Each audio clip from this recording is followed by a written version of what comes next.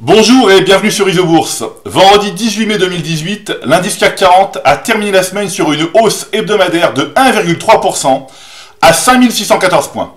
Passons tout de suite à l'analyse des marchés dans le logiciel ISOBourse. Alors l'indice CAC 40 a signé une 8e semaine consécutive de hausse, clôturant à son plus haut niveau depuis décembre 2007.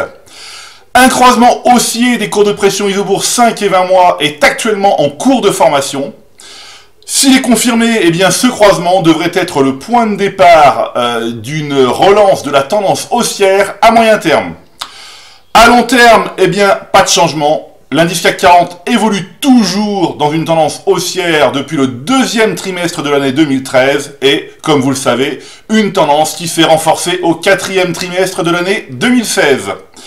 Alors, une analyse du CAC 40 Volatility peut nous apporter un éclairage complémentaire à moyen terme. Alors, à l'instar du VIX sur le marché américain, l'indice CAC 40 Volatility est l'indicateur de volatilité du marché boursier français. Alors, plus l'indice CAC 40 Volatilité monte, plus la bourse de Paris est nerveuse et donc pessimiste. À l'inverse, plus il baisse, plus la bourse de Paris est calme et optimiste. Alors, en hausse pendant quelques mois, les courbes de pression ISOBourse 5 et 20 mois de l'indice CAC 40 Volatility sont en train de se recroiser à la baisse. Alors, s'il est confirmé, ce croisement baissier devrait permettre au marché parisien de retrouver calme et optimisme à moyen terme. Mais, à la Bourse de Paris, tout ne monte pas. À l'image, justement, des plus fortes baisses du SBF 120 cette semaine, voilà, donc Iliad qui a perdu 22,4% cette semaine. Alors, il faut savoir faire le tri de ces valeurs en portefeuille, se séparer des tendances majeures baissières et conserver les tendances majeures haussières. Plus précisément, il faut rester à l'écart des valeurs dont les courbes de pression ISOBourse 5 et 20 mois sont baissières, et donc conserver les autres en portefeuille. Alors on va jeter ici un œil à Iliad, qui a perdu donc moins 22% cette semaine.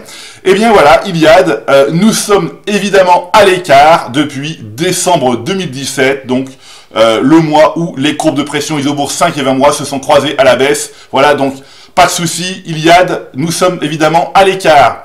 Ici, on va continuer avec Elior qui a perdu moins 12%, voilà.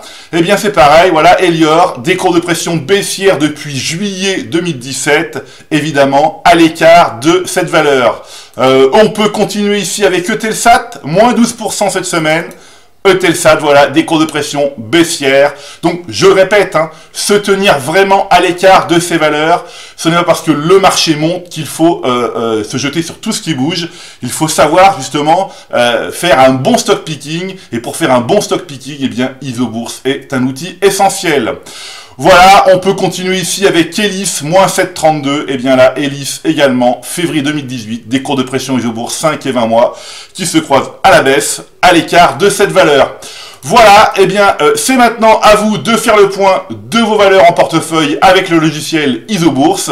Je vous donne rendez-vous pour ma prochaine chronique et d'ici là, restez avec nous sur ISOBourse.